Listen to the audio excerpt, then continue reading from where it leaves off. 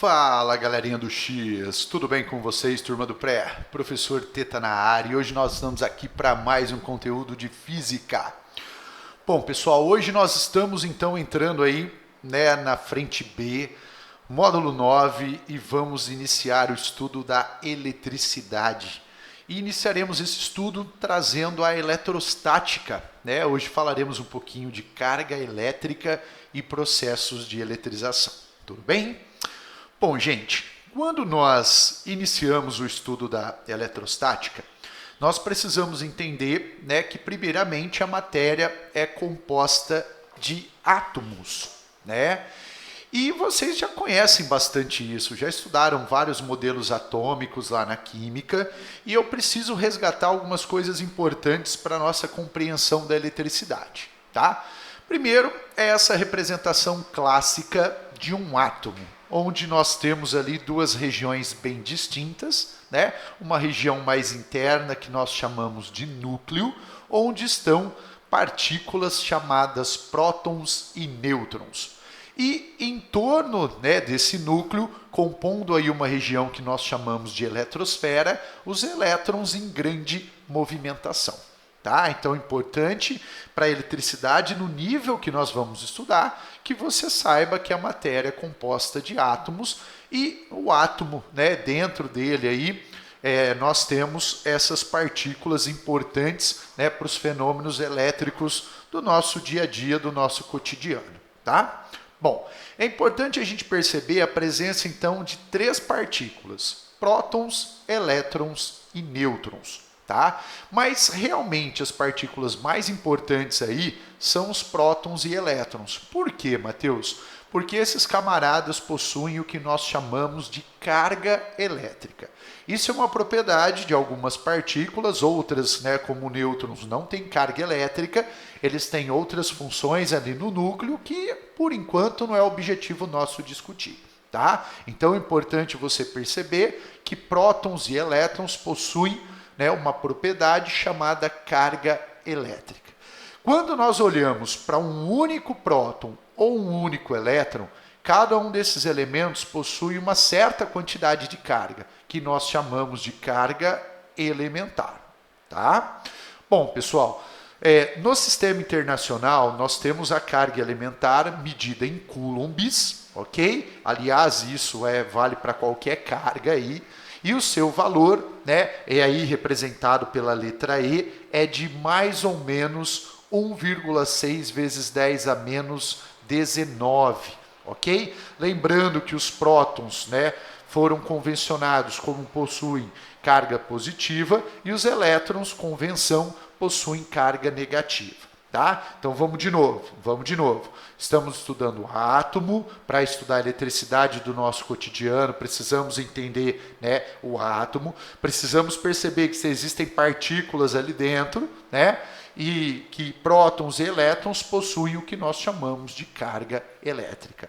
E quando nós olhamos para um único próton ou um único elétron, a carga presente nessas partículas nós chamamos de carga elementar. O valor da carga elementar, lembrando que a carga elementar aí vai ser representado pela letra E, e o seu valor de mais ou menos 1,6 vezes 10 a menos 19 coulombs. Lembrando que o sinal positivo é atribuído aí convencionado aos prótons e o sinal negativo é atribuído convencionado aos elétrons. Tudo bem? Tranquilo até aqui, Acho que nem muita novidade aí para vocês, não. Bom, uma outra coisa que nós precisamos perceber é que, na maioria das situações do nosso dia a dia, os corpos se apresentam num estado que nós chamamos de estado neutro. Mateus, o que significa um corpo estar no estado neutro? Significa que ele possui a mesma quantidade de prótons e de elétrons. E um corpo que possui a mesma quantidade de prótons e elétrons, ele tem aí uma certa dificuldade em manifestar a eletricidade que nós vamos estudar, que é uma eletricidade mais cotidiana. Agora, pode ser que haja, sim, uma diferença entre esse número de prótons e elétrons. E aí o nosso corpo ele deixa de estar neutro e ele passa a configurar uma situação que nós chamamos de corpo carregado. E aí, pessoal, existem duas maneiras de um corpo estar carregado. Ou ele vai ter um excesso de prótons, né? Ou o número de prótons dele vai superar o número de elétrons, e aí, como os prótons têm carga positiva, nós falamos que esse corpo está carregado positivamente, ou pode ser que o número de elétrons supere o número de prótons, e aí o nosso corpo ele passa a ser chamado de carregado negativamente, tá? Bom, todo corpo que está carregado, ele possui o que nós chamamos de quantidade de carga, representado pela letra Q. E nós podemos sim determinar a quantidade de carga de um corpo. Basta sabermos quantos prótons ou quantos elétrons esse corpo tem em excesso, né? Então vocês estão vendo aí que a quantidade de carga de um corpo é um múltiplo inteiro da carga elementar. Como assim, Mateus? Vamos imaginar que um corpo tenha um próton a mais, né, do que a quantidade de elétrons. Então eu vou pegar esse N, colocar 1 e vou multiplicar pela carga do próton, que vale 1,6 vezes 10 a menos 19. Tá? Ah, Mateus, e se ele tiver carregado com um excesso de 10 elétrons? O que eu vou fazer? Eu vou pegar o N, que são 10, e vou multiplicar pela carga do elétron, lembrando que ela é uma carga negativa. Tá? Então, para que a gente determine a quantidade de carga de um corpo, a conta é muito simples. Eu preciso primeiro saber se existe um excesso de prótons e elétrons, pegar essa quantidade de prótons e elétrons em excesso e multiplicar pela carga elementar. Lembrando que a carga elementar é a carga de um único próton ou um único elétron, levando em consideração o sinal positivo e negativo. Tá? Para ficar mais claro, eu coloquei um exemplo aí. Olha esse exemplo que eu coloquei. Ó. Um corpo, ele apresenta 2 vezes 10 a sexta elétrons em excesso. Opa, Mateus, então se ele tem mais elétrons do que próton, ele está carregado negativamente? Perfeito. Tá? Sabendo que a carga elementar em módulo é de 1,6 vezes 10 a menos 19, determine a quantidade de carga desse corpo. Bom, nós sabemos que a quantidade de carga é um múltiplo da carga elementar. Eu vou pegar então a quantidade de elétrons, que no caso eu tenho em excesso, e vou multiplicar pela carga elementar do elétron, que vale menos 1,6 vezes 10 a menos 19. E aí eu consigo determinar a quantidade de carga do meu corpo que possui esse excesso de elétrons. Tá? Então, todo corpo carregado, seja por um excesso de prótons ou um excesso de elétrons, ele vai possuir uma quantidade de carga. Tá? Bom, quando nós falamos em corpos carregados, pessoal, eu quero te apresentar dois grandes grupos de corpos. Né? Nós vamos poder carregar corpos que são condutores ou nós vamos carregar corpos que são isolantes. Sim, é possível carregar objetos que são isolantes. Tá? Às vezes o aluno acha que só é possível de dar carga a um corpo que é condutor. Não, existe sim uma diferença, né, entre esses dois grupos que nós vamos discutir, mas é possível tanto um condutor neutro quanto um isolante neutro, por algum processo, se tornarem carregados. Tá? Mateus, o que são condutores de eletricidade? Né? O que esses elementos têm que eles são classificados dessa maneira? Pessoal, os condutores são substâncias, são materiais que possuem uma grande quantidade do que nós chamamos de elétrons livres. Os elétrons livres geralmente são os elétrons presentes nas últimas camadas eletrônicas e eles não estão muito fortemente ligados ao núcleo. Como essa força não é muito intensa, eles conseguem se movimentar com mais facilidade. E esses, né, elementos que apresentam bastante elétrons livres com grande facilidade de movimentação são chamados condutores. Tá? Já existem outros elementos, que são os isolantes, também conhecidos como dielétricos, que também possuem aí, né, elétrons livres. Só que numa quantidade muito menor, pessoal. Né? Eles não têm grande facilidade de movimentação. Tá? E vale lembrar também que não existe um condutor perfeito ou um isolante perfeito. Nós conseguimos, né, organizar aí substâncias que não apresentam essa facilidade de conduzir a eletricidade até substâncias que conduzem eletricidade com muita facilidade. Tá? Então é importante você perceber que nós temos dois grandes grupos de substâncias, né? Materiais, condutores e isolantes. Condutores, bastante elétrons livres, muita facilidade de movimentação. Já os isolantes não apresentam essa facilidade, né? E vocês podem até perceber pela figura aí, pessoal. Perceba que o material condutor, a carga, ela consegue se distribuir por todo o corpo. Por quê? Porque ela consegue se movimentar. Já nos isolantes, não. Você tem a carga um pouco mais concentrada. Por quê? Porque ela não tem facilidade de movimentação. Tudo bem? Tranquilo? Bom, nós vamos então entrar agora no que eu diria que é o mais importante dessa nossa primeira aula dentro da eletrostática, né? São os processos de eletrização. Quando nós falamos processo de eletrização, nós vamos estudar algumas maneiras diferentes, tá? De pegar um objeto que está neutro. Cuidado, lembra que um corpo neutro ele tem sim prótons e elétrons, só que na mesma quantidade, tá? E por algum processo, né, que na verdade vocês já estão vendo quais são os nomes dos processos que nós vamos estudar, você vai tornar o seu corpo carregado, ou seja, eletrizado, tá? Só que antes da gente entrar nos processos de eletrização, todos esses processos eles seguem uma regra, né? Um princípio que nós chamamos de princípio da conservação da carga elétrica.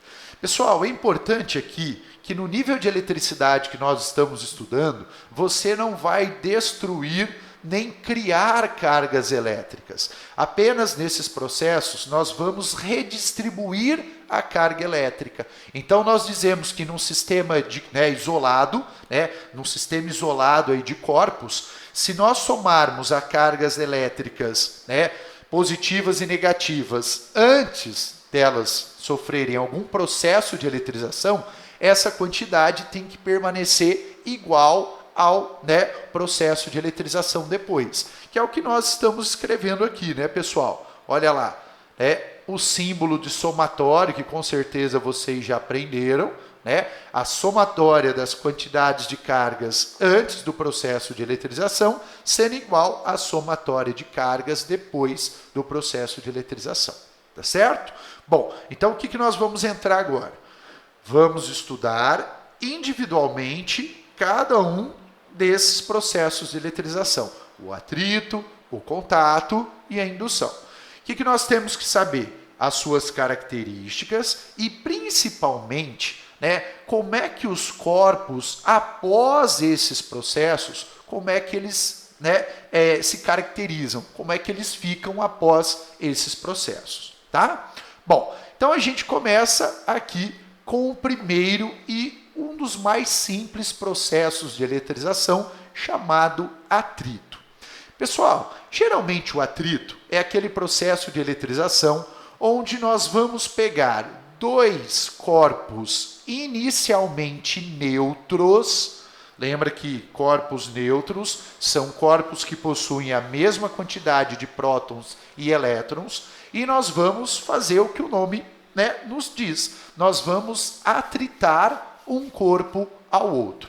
Tá? Geralmente esse processo ele é feito com materiais isolantes, ok? E materiais feitos de substâncias diferentes, ok? Então olha só que interessante.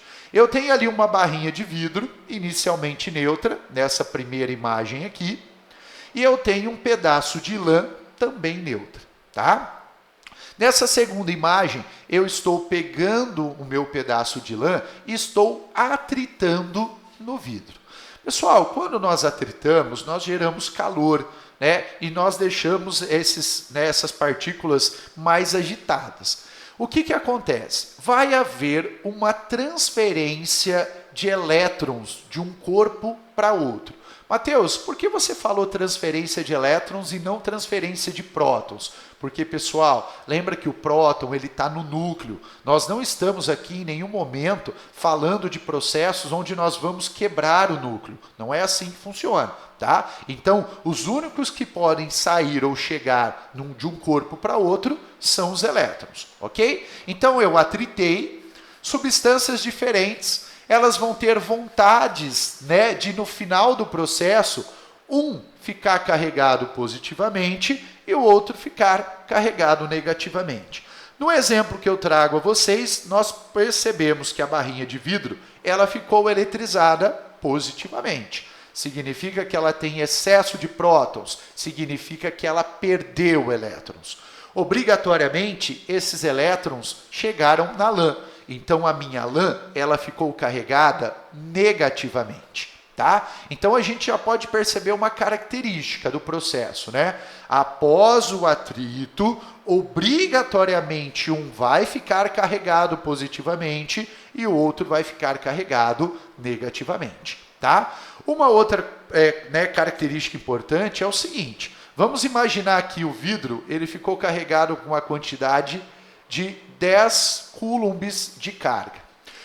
Para onde foram os elétrons correspondentes a essa carga positiva que excedeu ele? Foram para a lã. Então, obrigatoriamente, a lã está carregada com menos 10 coulomb.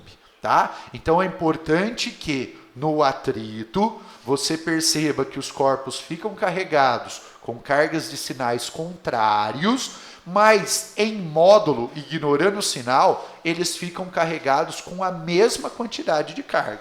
Óbvio, um positivo, outro negativo. Você deve estar se perguntando assim, Matheus, como é que eu sei quem vai ficar carregado positivamente ou negativamente? Na verdade, isso é uma coisa que nós não precisamos saber. Mas, às vezes, algumas questões de vestibular trazem isso para a gente. E aí, como é que eu vou saber? Calma, fiquem tranquilos, tá? Quando isso aparece, pessoal, junto com a questão, vem o que nós chamamos de série triboelétrica, tá? Essa série triboelétrica nada mais é do que uma organização dessas substâncias, onde, dependendo, onde essas substâncias estão, nós sabemos, sim, quem fica carregado positivamente ou quem fica carregado negativamente. Por exemplo, vamos imaginar que eu atritei a lã e a seda. Tá? Perceba nessa tabela que a lã ela está mais para a parte de cima da tabela. E quanto mais para cima está, eu sei que ela vai ficar carregada positivamente. Obrigatoriamente, a seda, estando mais abaixo, ela vai ficar carregada negativamente. Em contrapartida, quando eu atrito a lã no vidro, eu percebo que o vidro está mais acima, portanto, ele vai ficar carregado positivamente. Obrigatoriamente, a lã vai ficar carregado negativamente. Tá? Então, ninguém tem que decorar. Você tem aqui apenas algumas substâncias. Essa série triboelétrica ela é muito grande. Tá? Eu mesmo não sei de cabeça essas coisas não, pessoal. São aquelas informações inúteis que a gente sabe, pode ficar tranquilo, que se alguma questão vier cobrar, ela vai trazer a série para você. Tudo bem? Tranquilo? Então, esse foi o nosso primeiro processo de eletrização. Bom, vamos agora para o segundo processo. O segundo processo chamado contato. Tá? Geralmente, pessoal, esse processo ele vai agora envolver condutores. Ok? Então, na verdade, o que vai ser a historinha aqui? Geralmente, ele vai contar a história de bolinhas, onde geralmente uma está carregada, bolinhas condutoras, esferinhas condutoras, onde uma está carregada e a outra neutra. E nós vamos fazer o que o próprio nome diz, nós vamos encostar uma na outra. Quando nós encostamos uma na outra, vai haver uma transferência de carga de uma para outra. E depois de separá-las, elas passam a ficar carregadas. Na verdade, uma já estava carregada, a outra estava neutra. Essa que estava neutra vai passar a ter aí um excesso de carga. Tá? Bom, é muito comum aqui dentro, pessoal, essas esferinhas condutoras possuírem a mesma forma, o mesmo tamanho, e serem formadas de um mesmo material. Então, vocês vão perceber que na grande maioria das questões envolvendo o contato, a historinha vai começar assim: considere condutores esféricos do mesmo tamanho, da mesma forma e do mesmo material. Taranã, taranã, taranã. Aí ele te fala que um está carregado, um está neutro e ele vai fazer o contato entre eles. Tá? Então, olha só o que acontece no contato. Vamos imaginar nessa primeira situação aqui, que eu tenho uma esfera A carregada com uma quantidade de carga aqui. Tá? E a minha esfera B, do mesmo tamanho, idêntica à esfera A, só que ela está neutra, ok? Quando eu coloco essas duas cargas, né, esses dois corpos em contato, vai haver uma transferência de carga. Essa transferência eu vou mostrar para você um pouquinho mais de detalhe no próximo slide. Mas o que é interessante? Como elas são idênticas, no final elas precisam ficar carregadas com a mesma quantidade de carga. Lembra do princípio da conservação de carga? Qual era a quantidade de carga do sistema antes da eletrização? Ah, Matheus, um tem Q e o outro não tem nada. Então, no total, a minha carga inicial é Q. No final, eu tenho que manter a mesma quantidade de carga. Não obrigatoriamente a mesma em cada corpo, mas a mesma para o sistema. Como eles são idênticos, cada um deles vai ficar com meio Q. Né? Q sobre 2 mais Q sobre 2, a carga no final também é Q. Tá? Então, olha que simples o pensamento. Um corpo carregado encostado num corpo neutro, né? Ele vai, se forem obviamente idênticos, ele vai transferir metade da carga dele para o outro corpo.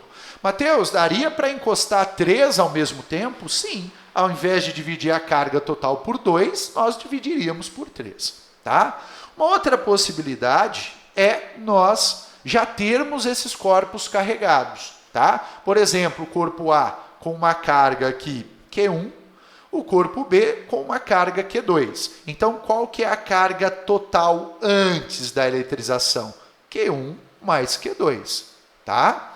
Bom, o que eu vou ter que ter depois? Também Q1 mais Q2. Mas como eles são idênticos, cada um vai ficar com a metade desse Q1 mais Q2. Portanto, o A ficou com Q1 mais Q2 sobre 2 e o meu QB também Q1 mais Q2 sobre 2. Vocês estão percebendo uma diferença entre, né, o atrito e o contato? No atrito, eles também ficavam com a mesma quantidade de cargas, só que com sinais contrários. Aqui não. Né? Se um é positivo e o outro é neutro, obrigatoriamente após o contato, os dois vão ficar positivos. Se um é negativo e o outro é neutro, após o contato, os dois vão ficar negativos. Tá? Então é importante você sempre estar atento ao ver qual é o sinal da carga do sistema antes, para saber qual é o sinal desses corpos após o contato. Tá? Bom, quando eu falo existe uma transferência de carga, nós temos aqui algumas possibilidades. Tá? Então percebam aqui que você tem duas esferas. Tá?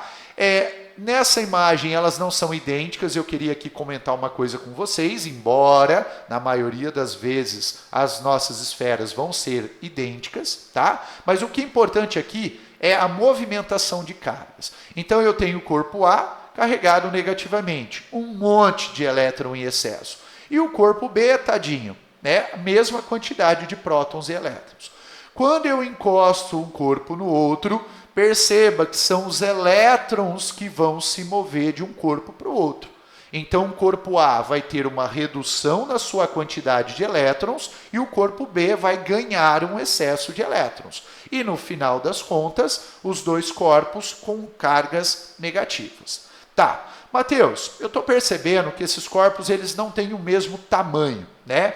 Você falou que se o tamanho é o mesmo, a quantidade de carga é a mesma. E quando eles não tiverem o mesmo tamanho? Pessoal, quando os nossos corpos não têm o mesmo tamanho, a quantidade de carga final deles depende do raio deles. Como assim? Então, nós estamos falando de esferas, né? Vamos imaginar que esse é o raio da esfera A, esse é o raio da esfera B. Tudo bem? Vamos imaginar que o raio da esfera A seja o dobro do raio da esfera B. Vamos supor que a carga inicial da esfera A é de menos 6 coulombs e essa daqui está com 0. O que vai acontecer no final? As duas vão ficar carregadas negativamente. Perfeito. Só que o A vai ficar com o dobro da carga. Por quê? Por conta do raio. Então, o A vai ficar com menos 4 coulombs e o B com menos 2 coulombs. Por que menos 4 e menos 2? Porque a carga total tem que continuar sendo menos 6. tá? Só que, pessoal, isso que eu acabei de comentar é mais uma curiosidade. Vocês vão perceber que as questões aqui dentro não vão tratar corpos com tamanhos diferentes, tá? Nós vamos basicamente trabalhar essas situações que vocês estão vendo, o contato, não importa se é de 2, se é de 3, se é de 4 esferas, elas vão ser idênticas, mesmo tamanho, mesmo material, mesmas dimensões, para que haja essa distribuição igual da carga entre elas, tá? Bom, uma outra coisa que eu queria te mostrar é exatamente o contrário. Vamos imaginar que o A agora está carregado positivamente. Cuidado, você poderia pensar que ao encostar o A no B, prótons do A passariam para o B, mas não, pessoal. Os elétrons do corpo B vão olhar para o corpo A e vão se movimentar em direção ao corpo A. Como o corpo B perdeu elétrons, ele ficou carregado positivamente. O A já estava carregado positivamente, mas ele tinha muito mais prótons do que ele tem agora no final. Lembra que a carga de um próton e de um elétron é a mesma? Cada elétronzinho que chega no corpo A vai matando um próton. Então, nós vamos reduzindo a quantidade de carga positiva do corpo A. Tá? Então, no final das contas, os dois ficam carregados com cargas de sinais iguais e, obviamente, por serem de tamanhos diferentes, quantidades de cargas diferentes, mas como eu disse, né, esse processo, esse tipo de situação agora, ele não vai aparecer para você. Bom, Matheus, já que ela não vai aparecer essa situação, por que que você comentou isso? Né? Para me deixar mais confuso? Não, é porque eu preciso te contar uma propriedade. Pessoal, nós estamos percebendo que a quantidade final, né, de carga de um corpo depende do seu raio, concorda? Imagine se o corpo A fosse muito grande, muito maior do que o corpo B. Você concorda comigo que a carga, né, total basicamente ficaria com o corpo A? Ah, Matheus, sim, né? Mas vai um pouquinho para o corpo B? Até vai. Vai, mas se o corpo A fosse um cara muito grande, poderia ser que o corpo B não ficasse com nada de carga. E isso tem uma consequência importante, prestem atenção. Sempre que nós pegarmos um objeto carregado, não importa se ele está carregado positivamente ou negativamente, e nós ligarmos esse objeto à Terra, geralmente essa ligação ela é feita através do que nós chamamos de fio terra, tá? Esse corpo ele vai se descarregar. Pessoal, pensa no tamanho da Terra em relação a um corpo como esse carregado. Quanto maior o corpo, mais carga ele mantém no final. Se eu conectar um corpinho desse à Terra, meu amigo, ele vai perder todo o seu excesso de carga. Então, lembrem dessa propriedade. Todo corpo carregado, todo corpo com excesso de carga, ou positiva ou negativa, conectado à Terra, vai perder toda a sua carga. Ele vai ficar neutro. Tudo bem? É por isso que eu queria comentar com vocês essa ideia de quando nós encostamos corpos maiores em corpos menores. Era para chegar nessa conclusão.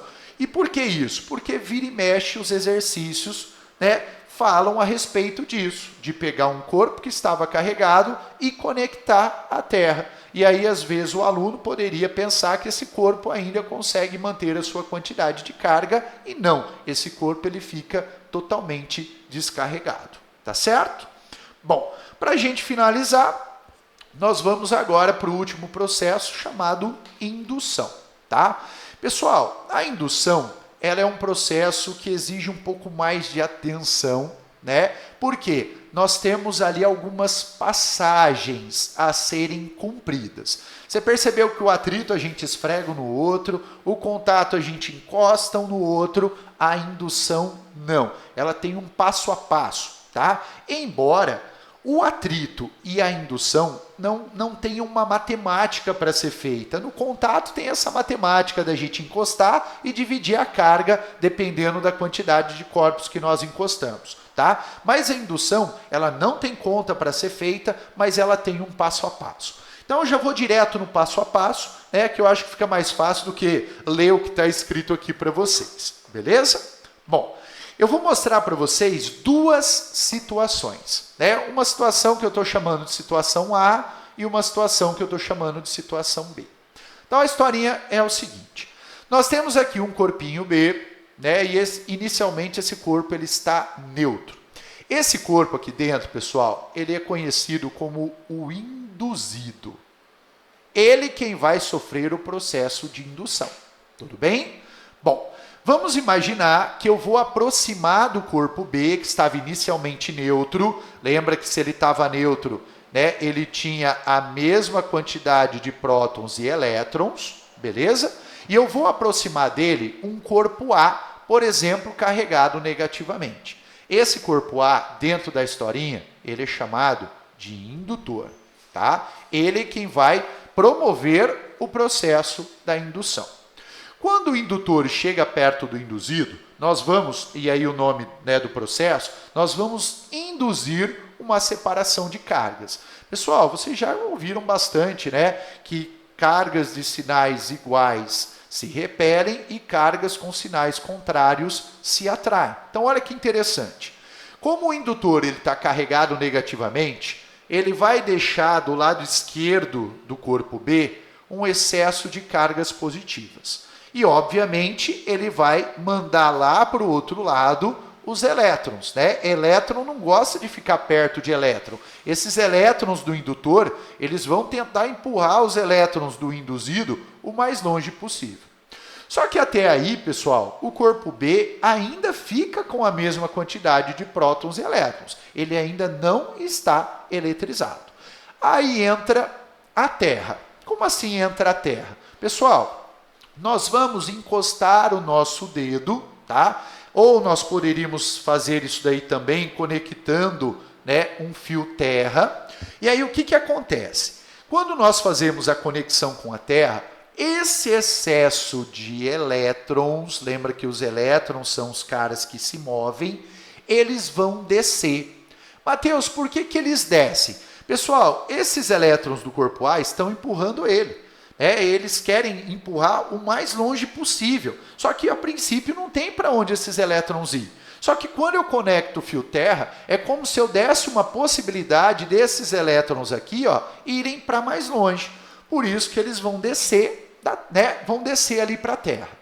Feito isso, eu desfaço o contato com a Terra e olha só que interessante. O meu corpo B agora, ele que antes estava neutro, possui um excesso de cargas positivas. Tá? Então, nós dizemos que agora o corpo B está carregado. Eu posso pegar o corpo A, levar o corpo A para longe de novo, e como geralmente eles são condutores, essa carga ela vai se distribuir pelo corpo. Então, o que eu percebo? Que no final das contas, o indutor ele vai ficar com uma carga, aliás, ele já estava, mas ele vai ficar com uma carga de sinal contrário ao induzido. Isso é o que eu preciso lembrar da indução. Então, eu preciso lembrar o passo a passo. Tinha um corpo neutro, aproximei um carregado, induzi uma separação de cargas, conectei a Terra, as cargas em excesso ali foram embora, né? Os elétrons que estavam ali querendo ir embora foram embora, tirei o contato com a Terra, separei os corpos. O corpo B ficou carregado. Tá? Olha a situação B, basicamente a mesma coisa, pessoal, com uma leve diferença. Inicialmente, de novo, o corpo B, neutro, mesma quantidade de prótons e elétrons. Só que agora o indutor, que é o A, ele está carregado positivamente. Perceba que vai haver uma troca nas cargas, né? As cargas negativas elas vão ficar ali perto do indutor e do outro lado nós vamos ter um excesso de cargas positivas. Eu vou conectar a Terra, só que cuidado nesse momento. Lembra que os prótons, pessoal, eles não se movem, eles estão lá no núcleo. Então, diferentemente dos elétrons que aqui desceram, os prótons aqui desse lado, eles não vão descer. Mas elétrons da Terra vão subir. Cada elétronzinho que chega vai matando eletricamente um próton. Quando isso acontece, eu vou lá, poderia ter feito a ligação com o fio terra, né, pessoal? Desfaço o contato com a Terra e o corpo B agora tem um excesso de cargas negativas. Eu pego o indutor, levo o indutor para longe, a carga se distribui, né, porque ela consegue se mover, aliás, são condutores, né, e o corpo B, que inicialmente estava neutro, ficou carregado negativamente. Tá? Então perceba que, tanto num processo quanto em outro, o processo, a estrutura do processo é basicamente a mesma. A única coisa que difere, né, é que, ora, elétrons vão descer do corpo para a Terra. Outra hora, elétrons da Terra vão subir para o corpo. No final das contas, os dois ficam carregados. Aliás, o indutor já estava, né? O induzido passa a ficar carregado com uma carga de sinal oposta ao sinal do indutor. Tudo bem? Mateus, não tem conta para fazer aí? Não, pessoal. É apenas o processo passo a passo mesmo, tá? Bom, para a gente finalizar a conversa, o nosso último slide agora, eu queria comentar com vocês um dispositivo muito utilizado para que a gente verifique se um corpo está ou não está carregado. E esse dispositivo é chamado de pêndulo eletrostático. Tá? Então, o que é um pêndulo eletrostático? Nós temos aí um condutor neutro, tá? Conectado por um fio isolante ao teto, por exemplo. Ok? E eu vou fazer o seguinte. Eu vou aproximar desse corpo neutro um outro condutor eletrizado. E olha que interessante. Quando eu aproximar esse condutor eletrizado do meu corpo neutro, vai haver entre esses dois corpos uma atração. E aqui talvez poderia soar de maneira estranha, né? Porque olha só, Mateus, até onde eu sei, para ter atração, se um está carregado positivamente, o outro precisa estar carregado negativamente, porque eu sei que os opostos se atraem. Ou, se um tivesse carregado positivamente, o outro também, ou um negativamente, o outro também, ao invés de haver a atração, haveria a repulsão. Eu não entendi por que o meu corpo condutor, né, o corpo B, ele vai atrair o corpo A, já que o corpo A está neutro. Bom, aí eu já vou antecipar um pouquinho a nossa próxima aula, tá? Então vamos analisar, pessoal, prestem atenção. O que está acontecendo aqui é exatamente o que nós vimos na indução. Quando eu chego a esse camarada, o corpo B, que é o meu indutor, eu vou induzir uma separação de cargas no corpo A. Lembra que o A ele está neutro. Corpo neutro tem carga, só que a mesma quantidade, né, de carga positiva e carga negativa. Né? Tem pessoas que acham que um corpo neutro não tem prótons e elétrons. Não, tem, mas na mesma quantidade. Tá? Como o meu indutor está carregado, né, positivamente, ele vai trazer os elétrons para cá. Automaticamente, o outro lado vai ficar com um excesso de prótons. Só que aí você poderia pensar assim, Mateus, mas ele atrai os elétrons e empurra os prótons para o outro lado. Por que ele fica carregado, né? Se no mesmo corpo ele puxa e empurra? Aí que vem um detalhe importante que nós vamos discutir melhor na nossa próxima aula. Pessoal, essas cargas, elas estão a distâncias diferentes do nosso condutor, do nosso indutor. Repare que esses elétrons, eles estão mais pertinho dos prótons do que esses prótons estão desses daqui. E aí existe aqui uma grandeza, né, chamada força eletrostática, que vai ser o nosso objeto de estudo na próxima aula. E nós vamos ver que a força eletrostática, ela depende da distância, pessoal. Quanto mais perto as cargas estiverem, maior é a força trocada entre elas. quanto mais longe as cargas estão, menor é a força entre elas. Então, sim, o seu pensamento de que ele vai puxar, mas ele também vai empurrar, ele está certo. Só que o puxar é maior do que o empurrar. A força de atração, por conta da distância, ela é maior do que a força de repulsão, por conta da distância maior. Então, a atração, ela acaba vencendo e nós concluímos que todo corpo carregado atrai um corpo neutro. Mateus, pelo visto, isso daí deve ser importante em exercícios? Sim. Sabe por quê? Às vezes, ele cria uma situação onde ele conta a história de pequenas experiências que foram feitas. E numa dessas experiências, ele fala que ele aproxima o corpo A do corpo B, tá?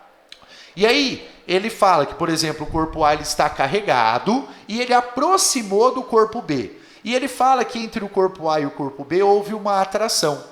Às vezes, erroneamente, a gente quer afirmar que o corpo B também estava carregado por conta da atração. Não, não necessariamente. Né? Por quê? Porque todo corpo carregado também tem a possibilidade de atrair um corpo neutro. Tá? Então vocês vão perceber que alguns exercícios vão exigir esse tipo de raciocínio para que a gente marque a alternativa correta e não erre o nosso exercício. Beleza? Tudo bem, gente? Então nós fechamos aí, né, a frente B, o módulo 9 da frente B. Era uma aula introdutória, né, da eletrostática. Eu diria que a parte importante ela vai ficar para a próxima aula. Tá? E aí o que eu vou fazer? Já quero combinar aqui com vocês.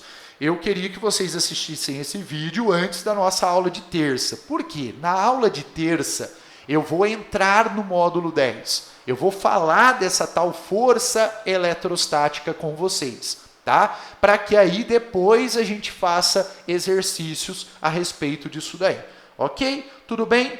Bom, espero que vocês tenham, né, apreciado aí a aula. Espero que vocês estejam bem. E nos vemos no nosso próximo encontro. Um grande abraço para vocês e até mais. Tchau, tchau, pessoal.